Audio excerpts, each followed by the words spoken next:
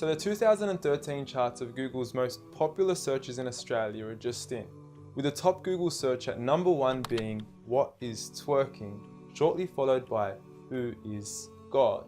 Now, on saying this, I don't think you have to be a genius to figure out which of the two questions is more important to be asking Google. I mean, one could potentially explain the reality of our existence, while the other would potentially leave us scarred for the remainder of our existence. And look, I know there's a lot of skepticism surrounding this issue, and quite frankly, I don't blame you.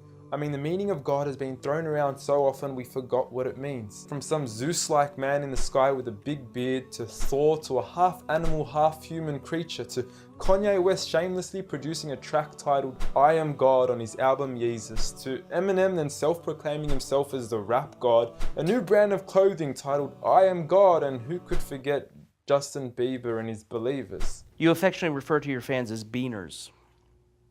No, believers.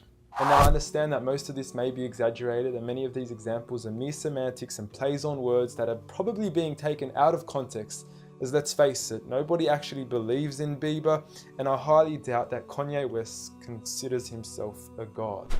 When someone comes up and says something like, "I am a god," everybody says, "Who does he think he is?" I just told you who I thought I was, a god. And now, Kanye West smashes his head into a street sign really, really hard. Oh! Kanye! Oh, Kanye. Kanye, you okay? Sounds like Kay's got a new hit. A god. That's who I think I am. Kanye, you okay? So with all these misconstrued definitions of God, the least I could do is help clear the water and help us finally find out who is God. Well, to begin, let's start with the things that we all agree on. First and foremost, we're here. We just began and we exist. And like all things that begin to exist, they require a cause. Things don't just come out of nothing, and although at times we sometimes wish they would, they don't. If I told you that this glass sprang into existence, this glass made itself, you said Muhammad Ali's crazy.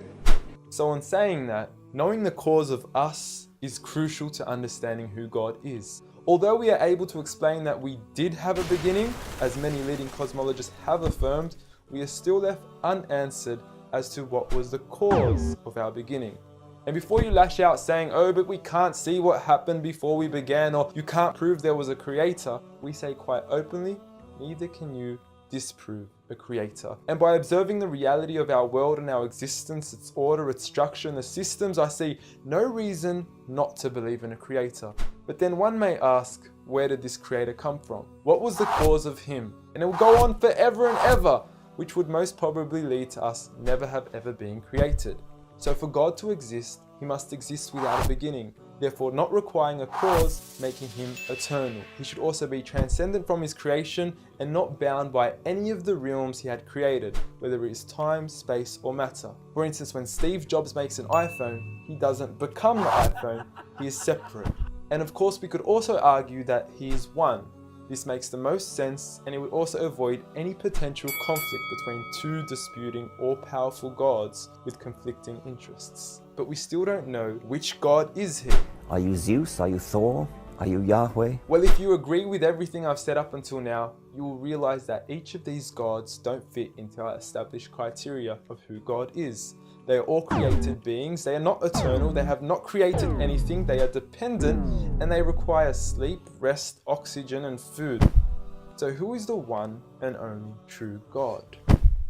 I present to you a God who is one and only, eternal, exists without a beginning, who was uncreated, requiring no cause for himself, yet being the absolute cause and creator of everything else.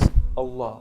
A simple definition of God that is logical and rational. There is nothing like him, no man, no creature, nothing imaginable. He is the one who is perfect, although I don't like using the word perfect because our understanding of perfection would never encompass his true essence. He is in control of everything, whereby nothing can harm us unless he wills it. He is the all-knowing, the all-hearing, and unlike our friend Kanye, he is the all-seeing. Many of us would then argue that although these verses do provide a logical and sound concept of God, how do we know that these words are indeed the words of God? Well, first and foremost, the Quran isn't just any book. It was revealed over 1400 years ago as direct revelation from God to the final prophet Muhammad, peace be upon him, and was sent as the most eloquent piece of literature to before mankind. Revealed at a time where poetry was rife and to a population housing the best of poets, only to leave them speechless and at a loss for words. Now what is important to note is that the Quran doesn't fit in any of the known classes of poetry nor prose. Rather, it is a fusion of both that even to this day shake the hearts of Muslims and non-Muslims alike. It's almost trance-like. I mean, you can hear it's very euphonic. I mean, there's a lot of internal rhyme and end rhyme, and the rhythm is not predictable, and it's beautiful. Even to this day, the Quran remains incomparable and stuns humanity with its accurate references to science and history, from accurate descriptions of the human embryo to historically accurate references to the different rulers in the different Egyptian dynasties. And no matter how many times people will try to discredit the Quran on its authenticity, it remains standing. Will you please, at the very next science lesson, get some salt water, get some fresh water, and mix them and see what happens? The Quran says 2 seas, not 2 cups of water. And to those that doubt it is from God, the challenge is simple. Bring forth something that can compare. And now, although this challenge has been attempted multiple times throughout the past, history has witnessed that no man has been able to rival the Quran. But does this challenge still apply today? Well, we could surely put it to the test, and who better to choose than the self-proclaimed rap god. Call yourself the rap god. Eminem, dubbed the best of his time, being incomparable with anyone in his league. The last thing the world needs is another me. Now, if we compare the works of Allah with the works of Eminem, we are left with this. Slickety gibbity hippity hip hop, rappity rap, packing a mac in the back of the act, pack back rap yak yakety yak yak at the exact same time attempt his lyrical acrobat stunts.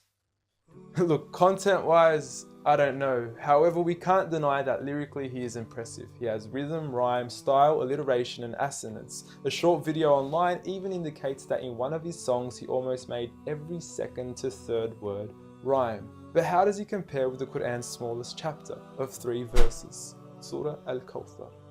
Now, in just 10 words, Allah is able to use over 30 linguistic and rhetorical devices, including emphasis, multiple meaning, grammatical shift, word order and arrangement, ellipsis, conceptual relatedness, intensification, choice of words, repetition, intimacy, exaggeration, and prophecy, along with many, many more. What's also important to note is that the linguistic devices in the Quran aren't just thrown about randomly. For instance, Allah would use palindromes strategically to describe the terms glorify your Lord and the orbiting of planets, as though both processes are occurring continuously, non-stop, one after the other.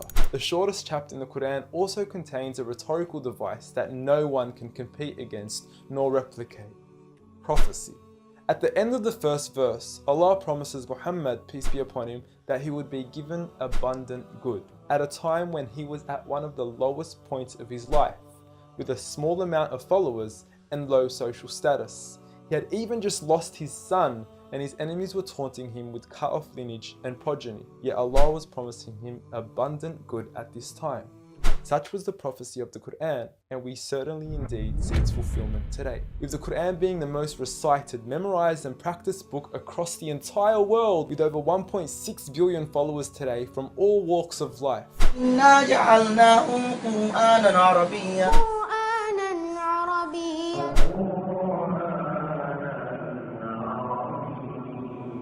Now, I know many of you are probably thinking, okay, cool story bro, but what's the purpose of the Quran? Well, the importance is that it gives meaning to life, from our overall purpose of existence to why we're here and what happens once we die. God teaches us that each and every single one of us is being tested. We weren't created for mere play, we were created with a purpose, and that is to be obedient to God and His rules. Those who believe, there is reward, and those that don't and are arrogant, there is a punishment. And look, I apologize for trying to squeeze all this into one small video, but I've given you everything you need to know who God is and why we are here. So read.